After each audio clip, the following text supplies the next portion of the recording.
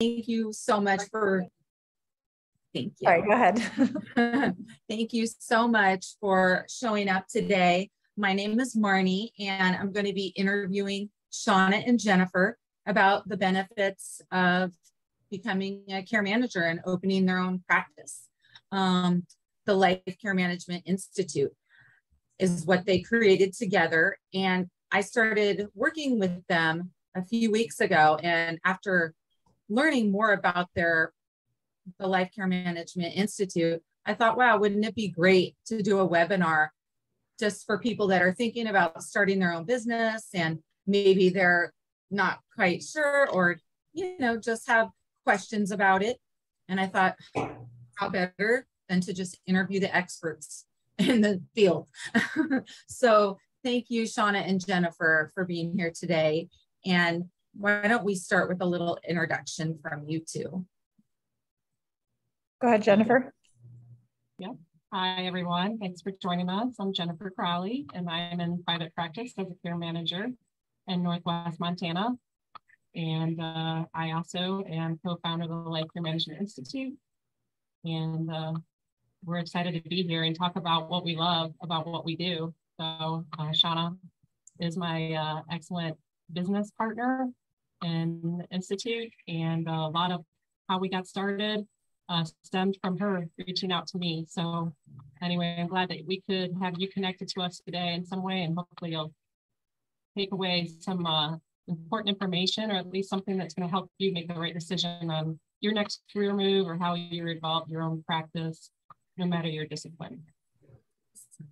Thanks, Jennifer. And I'm Shanna Huber, owner of Ripple Life Care Planning in Columbus, Ohio, and MyJuna Software, which is a care management software platform, and co-founder of the Life Care Management Institute, which Jennifer is too kind. She impressed me with her speech at the National Aging Life Care Association, and we've just been friends and colleagues for a long time. So there's no one better to do this with. So. Oh, that's so nice. So what made you decide to leave your steady job and branch out on your own and become a business owner and with your own care management business? That must have been scary. Yeah, I'll go ahead and start, and then Shanna can weigh in.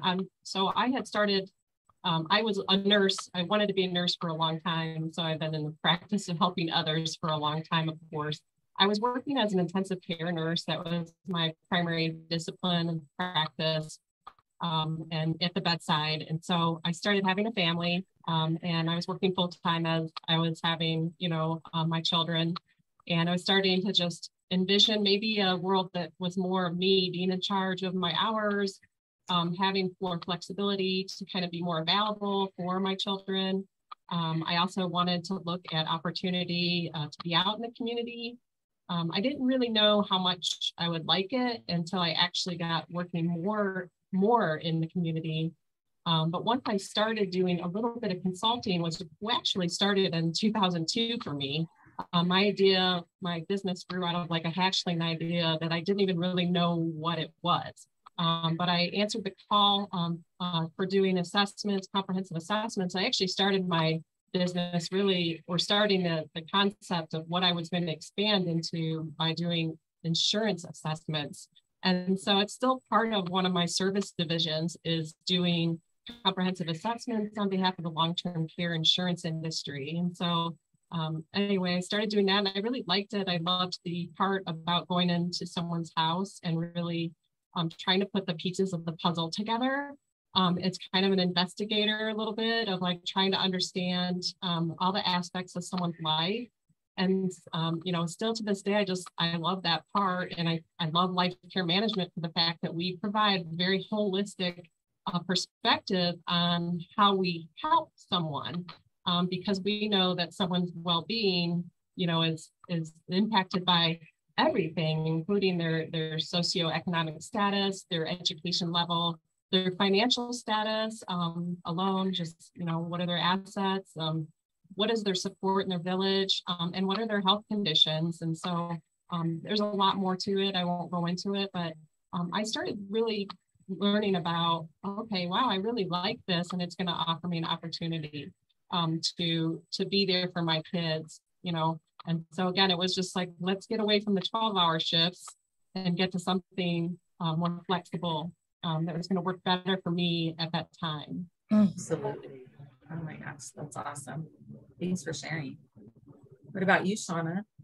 So I just like the flexibility of it. So there are days where you just have to work long hours and get caught up, or you feel a little overwhelmed, but then you can balance that by, like my friends always make fun of me because I'm always like, let's go on a trip. Where do you want to go? And you can just do that and like, either have staff that covers for you or see people before and after. And I don't have to ask my boss. Oh my gosh, wait, that's my next question. What what do you like about being your own boss? That's my next question. Oh, okay. It was all You're going right into it. So that works. Yeah. Yep. So so just being able to take off time when I want to, not that, being your own boss, you can't take off all the time, but being able to carve out that time and not have to ask permission and get declined, or, if you're not feeling well one day, you just rearrange your schedule. You don't have to feel the guilt of calling in sick, and, just that flexibility and freedom, really. Yeah, absolutely. Oh my gosh, that's awesome. And what about you, Jennifer? How do you what's your favorite thing about being your own boss? I love being my own boss. I like being able to just be like, I'm going to go to that exercise class today because I know I need that. And so it is all about balance. If being an entrepreneur lets you kind of call the shots, but there's a lot of responsibility from that. And so I happen to enjoy multitasking. I'm very driven. And so I'm also very impatient in many ways. So it's just better for me to make my own decisions. No, I'm just kidding. Actually, yeah. So again, holidays, weekends, no more. It's my choice. And so being your own boss pretty much allows you to choose your own hours based on what your needs are in your own life. And it lets you put in your life into a balance mode.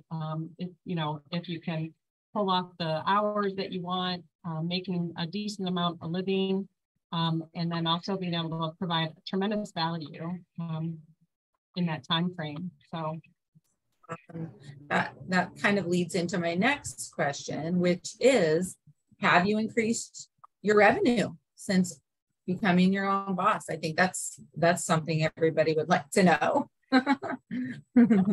Yeah, absolutely. And so we might see some differences in revenue or type of hourly rate that a life care manager can request in their fee schedule, depending on the geographic location. But I know it's a question a lot of people have, and let's face it, they're not going to get it. You're not going to commit to something, learning and making the professional development move if you didn't think that you were going to be able to pay your bills, right? And so again, that flexibility with a higher revenue allows you to work maybe less hours if you choose. So you can actually make the same amount of earnings, perhaps as you are now. Most of the individuals that go into care management might have a healthcare background, and they usually are licensed professionals. They might be a rehab professional, or might be a nurse or a social worker. So they're accustomed to some type of amount of money that they're earning. And so they don't want to go into a field of practice, right, where they're going to lose money. But the flexibility part is really nice, because what I found is you can actually make a little side hustle. If you wanted to start doing some consulting just to get your feet wet, you could actually make a decent amount of money to make a car payment or a mortgage payment even every month. Or you can make a tremendous amount of revenue depending on your location and your clientele and your opportunity for repeat referrals and building those revenue streams, right? I'm going on a little bit, but a typical life care manager will charge about 125 to 250 an hour. And so a lot of care managers may choose that maybe I don't need to work as many hours per week. Again, that really hones in with those that are raising families or taking care of loved ones at home. Or maybe they're doing something else alongside their career that's making them, some money or keeping them happy, or they're volunteering. It just really is kind of a custom approach when you're on your own boss. So Anyway, sorry, go on. Or they could be in the growing stage, right? Where they just want to hire more care managers. They want to grow their business. Like sky's the limit with that too. Well, yeah, we know a lot about, there's some care management companies that are large with several care managers on staff, and they're in the millions of dollars of revenue per year. So there is opportunity depending on the type of leader that you want to be, or if you want to be that type of boss with multiple employees underneath you, or being solo practitioner. Yeah, lots of options. Just depending on where you are in your life and what you want to do, it sounds like, right? Mm-hmm. That's awesome. Yeah. You, Shanna? Yeah, I'd say absolutely. The great thing about this job is you can really choose your hours and you can really do what you want with the revenue. So, and I would make much more money if I just did it all myself, but I like the freedom. I like to go on my trips and travel, and I have multiple businesses. So I hire staff to do the work so that it's really minimal hours per week now that I'm putting in. And of course you have to put in the work up front to get there. And like, I just had one of my nurses that has taken a step back to take care of her grandchild. So I'm, putting more hours in now to train someone new and get them up to speed and make sure that they're competent and taking care of people. But then after they're trained, I get to step back again and I get to make a salary, have more time off, focus on other things as I want to. And I would say it's definitely worth it. Money wise, it sure beats, the grind. I'm a nurse, so being in the hospital or other fields that are so taxing. Yeah, absolutely. Oh my gosh, you have way more you time, which nurses give, right? That's pretty much every nurse that I've known is a giver and really doesn't have a lot of time to give to themselves. So being a care manager or having your own business sounds like you get more time for yourself and making sure you're in a good spot to give to everyone else. And that is my next question for Miss Jennifer. Do you enjoy being an expert in the community when people are in trouble, when families need help? Do you enjoy being the person that can guide them in the right direction? Yeah, absolutely. Absolutely. I mean, so basically what it comes down to is repeat referrals, right? Is that phone going to ring? Is it going to be the client that you assisted with the case, 6 months ago? And that's what you want, is to build that reputation. Developing expert status doesn't happen overnight. It's a process of refining what you know about your field of practice, right? And understanding a methodology and honing in on that methodology to have a very consistent approach. And we at the Life Care Management Institute, we teach that through our book, the Life Care Management Handbook, and through our online courses. That methodology is extremely important, okay? So I'm just kind of giving the basis of that. I didn't become the expert overnight. It was basically by proving my ability to stick to a method that was going to result in the outcome that was required or needed at the time. And so experts are often used in this field of practice to identify areas of question or areas in someone's care plan that maybe are like left open or as a gap. And we all know there's gaps in care, right? We also know that there's a lot of stakeholders that are looking for a professional in the community to help provide solutions to some of the biggest challenges. And so life care managers are very adept at handling a multitude of data. They're already very involved with the client at a very person-centered approach. We often are the only ones that may have an inside look of what is happening in that individual's life and where we can come into play to align with that client to make solutions happen. We know that we can't always change the outcome, but we can change the experience. And that alone really plays into the happiness of everyone, including those stakeholders who are most often referring to us as experts. We also know that too, you can become an expert in care management in certain areas of practice. And so I've fine-tuned my knowledge as far as Alzheimer's and related dementia and become a certified trainer. And I am very passionate about caring for individuals and families that are impacted by a cognitive impairment And so I've been able to utilize that as a specialty service where my expertise is in demand.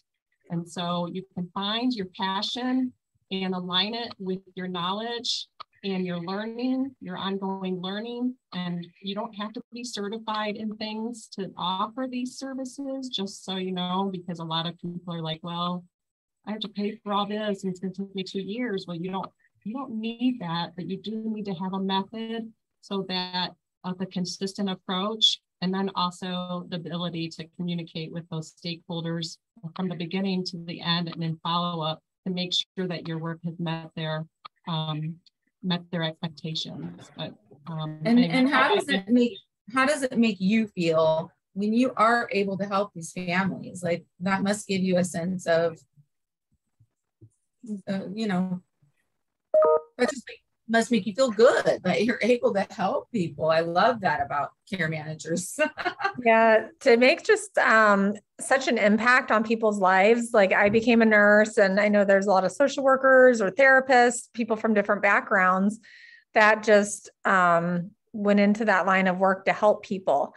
And then all of a sudden you find yourself in a position and you're just running ragged, trying to do the bare minimum, and just overwhelmed. So it's so much fun to really, I think, dive into the issues, see what the problems are, because you're doing this full assessment. You really catch things that the healthcare providers don't and other professionals don't catch. And then you can put those pieces together. I think Jennifer put it really nicely. You're kind of putting a puzzle together and you're having a great outcome on the other side, or at least a much better outcome than they would have had otherwise. And then it's just so rewarding, and you get so attached to your clients and really become, part of their families just because of the closeness and the help that you provide. I feel like with a care manager, you really do get more attention as a client. Like you said, you become attached to them, like they're yours. Like you want to take care of them. When you're a nurse, you just have to go from one to the other, and you're running around, and probably a little more difficult to build those relationships. And then they leave, or, yeah. Okay, Jennifer. Yeah, well, I think, we've heard from a lot of experienced care managers, and even Shanna and I share this as well, as we have clients that we've served for multiple years. I've had a client for now going into my 7th year, and several of them in my 2nd, 3rd, 4th year. And so families, the trust officers, attorneys rely upon us to assist in that manner, because they might be helping their client, but we can add value to what they do for their client by just offering that very unique person-centered approach to care. And let's just face it, healthcare is a beast of a burden. The healthcare, generally speaking, the healthcare systems are a beast of a burden, right? And we know for a lot of individuals that are suffering through complex chronic health conditions, who have had a setback in their health for whatever reason, whether it's an injury or accident, or just something aggravated, with their health, we know that just providing the education so they can make informed decisions, supporting them, letting them know they're supported, really can, and then also just letting them know this is about them, and bringing it down to really that person-centered approach that we sometimes miss the boat on. Like, okay, what are all the aspects of your life right now that are really, what are the barriers right now that we can help you overcome? And a lot of times what it is we can, finally convince the individual we're helping that the healthcare system is only a small part of their health journey. And so don't be afraid. You can do this. It's just overwhelming to a lot of people to navigate the system. And again, those gaps exist because some people need just more support. And we love care management because the opportunities are on the rise. We're seeing it more and more in the news on a weekly basis about opportunities of companies adding it, of new job positions. We know that we're in demand because we get the calls. Isn't it true that right now with the baby boomers, it's like 10,000 people are turning 65 every day, I mean, that's a lot of people that are going to need support, right? So there needs to be more care managers out there. I don't think there's enough care managers to take care of everyone. Right. Yeah. Very high demand. And what would you guys say to someone that may be thinking of starting their own care management business? How would they go about starting that? So I was working a full-time job, and I started it part-time, like on the side, until I had enough clients. And then even though in the beginning, my income wasn't what it was, my income for the new business wasn't what it was. I had to take the leap of faith and just like, you can't do something part-time and be effective and grow something.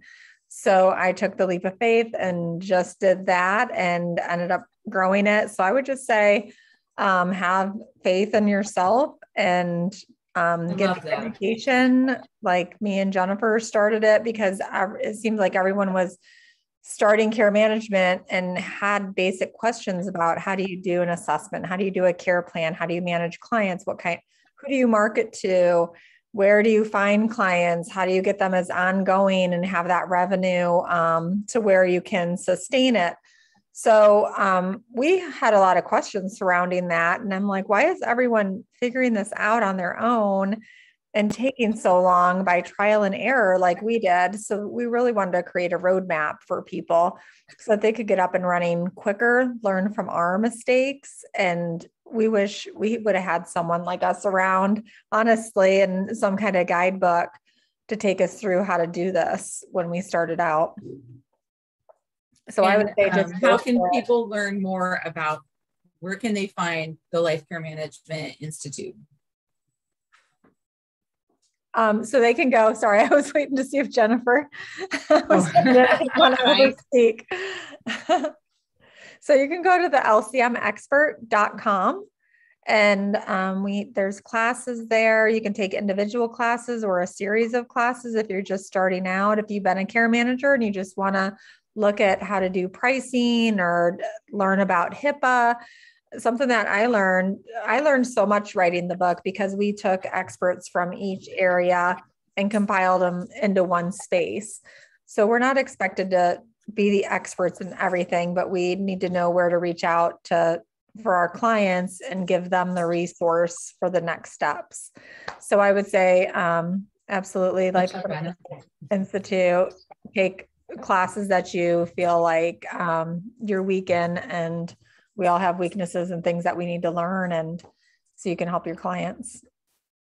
Yeah, we're also on Facebook and Instagram, LinkedIn. Find both Sean and I on LinkedIn. For sure, do that so we can stay connected, because you can send us questions too. Yeah. Be happy to stay connected and continue the conversation here, what we'd like about doing care management. But we know that there's a ton of opportunities. Like Marnie mentioned, the baby boomers now are all 65 and older, actually. So we can actually start saying they're 10,000 a day are turning 66 or 67 or 68. Right. Oh my goodness. Yes. And then we also know that we have a large population of individuals who need our expertise, need our guidance and our holistic framework of how we assist them and everyone, all the stakeholders that are extremely interested in the well-being of that individual, right? We know that we have what it takes to do that. And so there's going to just be a rise in demand for that. But there's a lot of younger cohorts, I call them, or younger populations. These are individuals who have experienced some type of traumatic injury, who are dealing with that and maybe complex chronic health conditions or a health condition they acquire along the way as they age. We also have the younger populations that Sean and I don't practice in, but we've heard other care managers going into pediatric care management.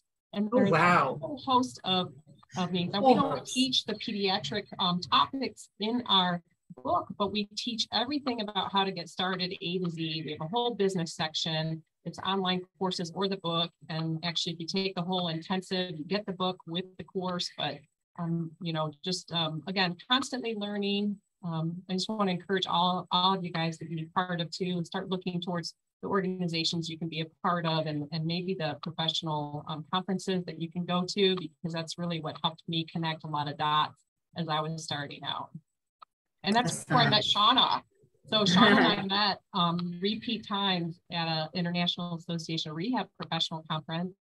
And that, you know, we were able to really expand our relationship and learn from each other. And so here we are, trying to help others kind of have it a little bit easier. She said, well, to learn from our mistakes. And I'm like, well, what mistakes? No, we made, maybe mine.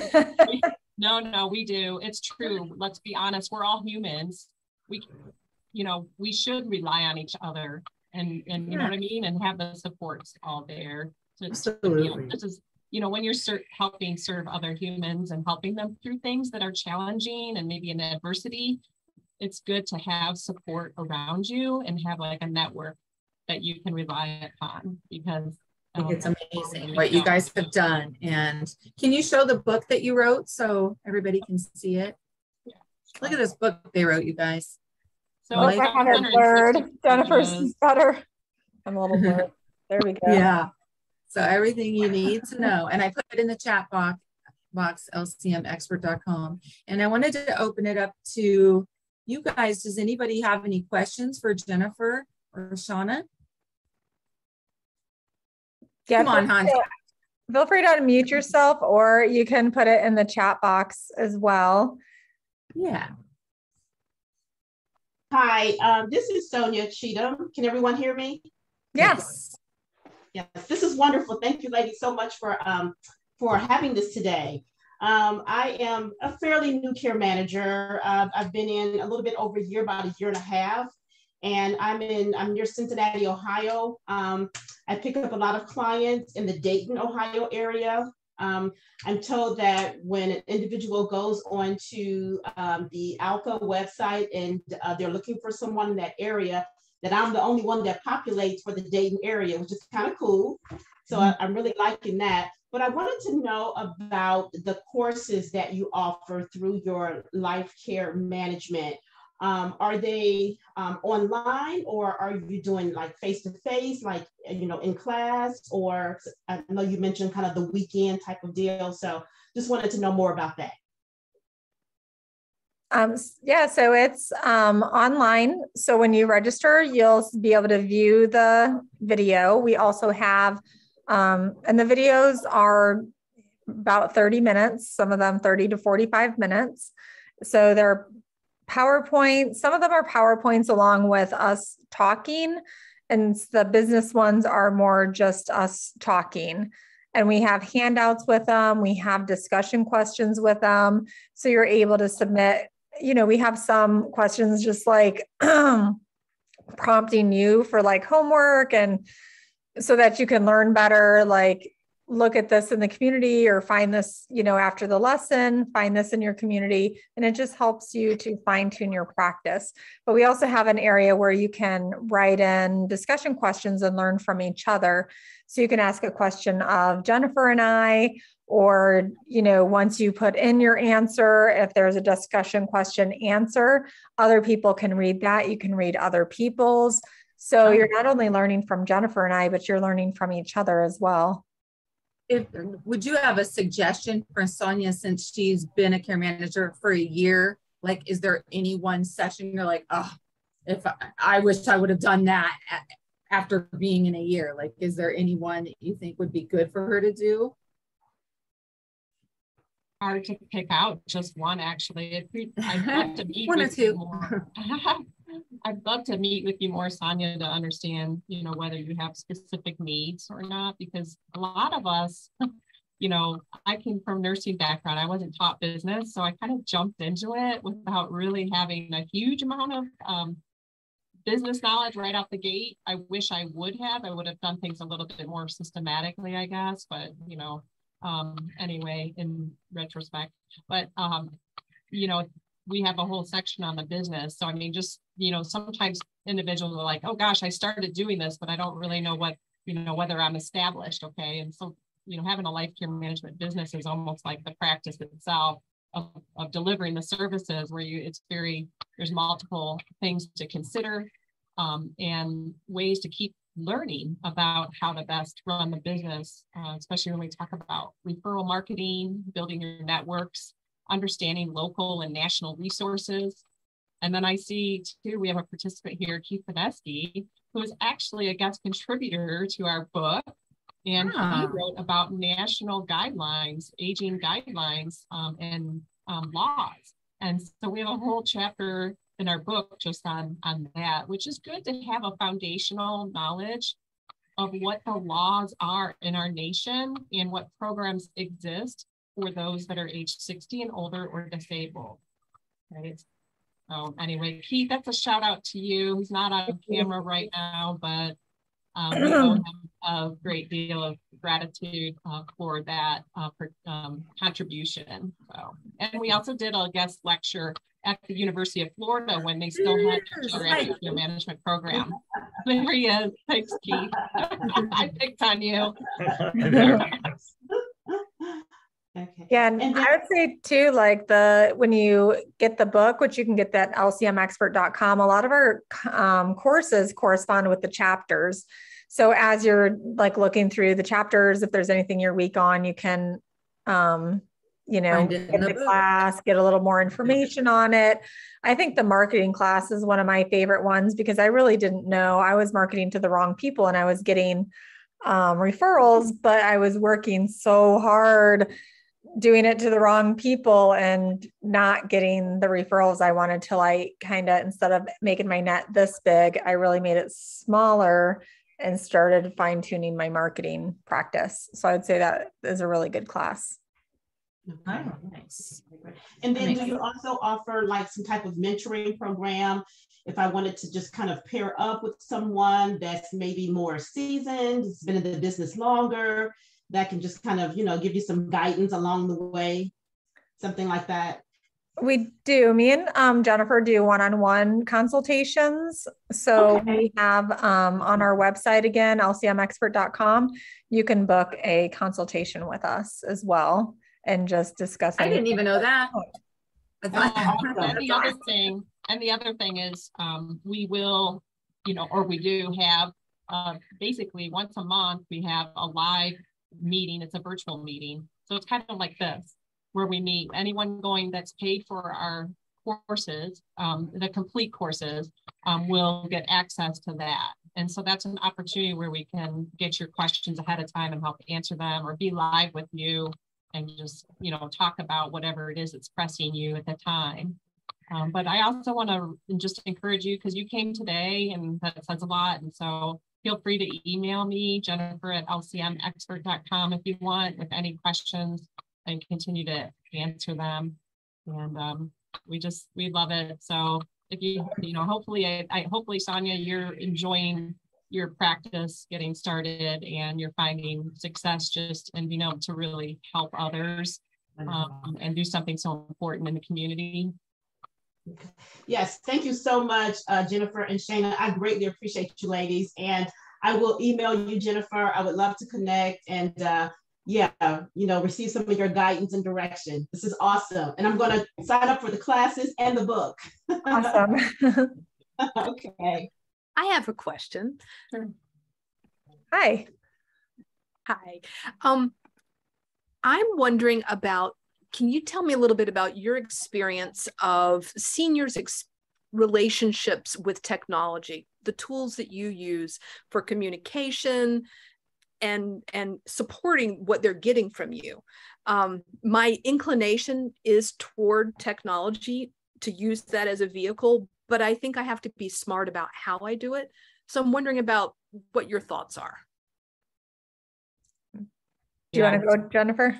Well, we probably have different perspectives too, because I'm in Montana, where we've historically had some lack of access to a lot of the clientele I serve, even though it's getting better. I mean, they call it rural frontier. Don't get me wrong. I am in an area that services like 100,000 people. But I look a little bit different than some of the care managers working in the metropolitan areas where they're a little bit, I wouldn't want to generalize or label anyone in Montana as not being sophisticated. It's more of the technology infrastructure that's not sophisticated.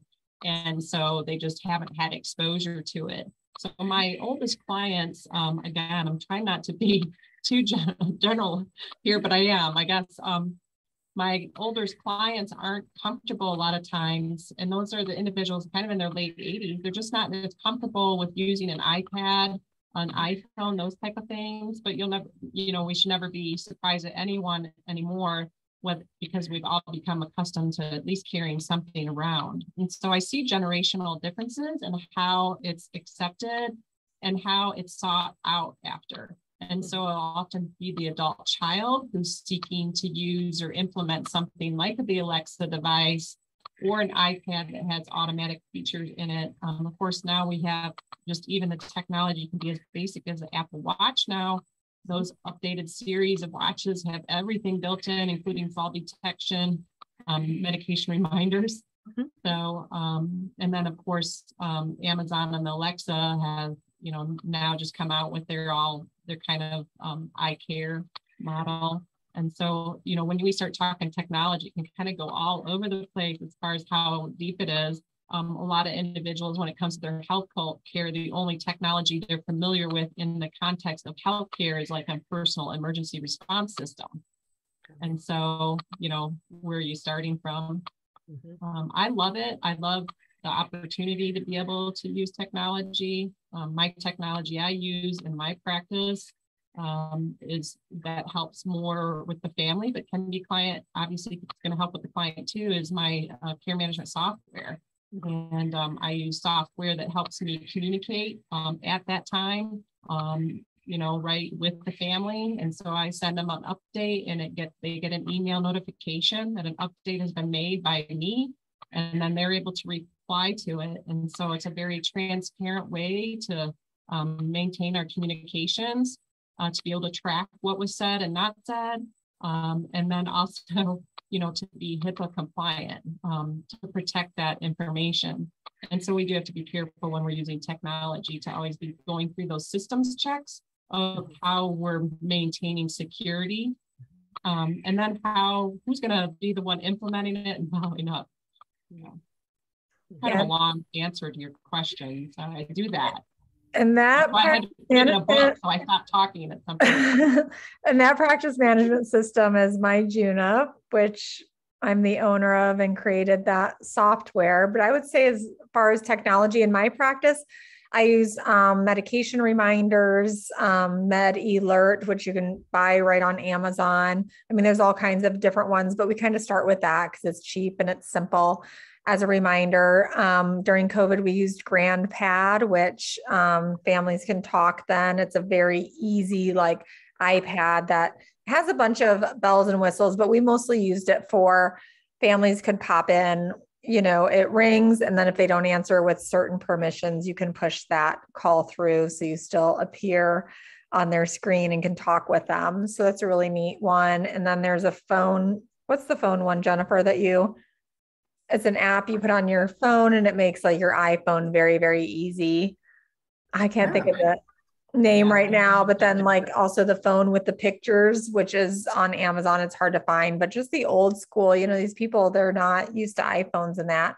So having a phone right on their table with pictures of their family members and they push the button. So yeah, we could spend just one whole thing talking about technology. I would say as you find it, log it, keep it, because you're going to be recommending that over and over. Remote caregiving. I mean, there's just so much out there. It's really cool to see the different things come up. Nice. Awesome. So we're running out of time. Does anybody else have any questions? We have about 5 more minutes. No? Okay. Well, I put the website in the chat box, and Jennifer and Shanna will answer any questions, and so will I. If anybody has any questions later and you want to email, it's just Jennifer@lcmexpert.com and Shanna@lcmexpert.com. And am I Marnie@lcmexpert.com? Do I have an email? Well, I need one, girl. Okay, well, thank you all so much for coming. I'm sure we'll do a follow-up and check in with y'all later, okay? Yeah, thanks everyone.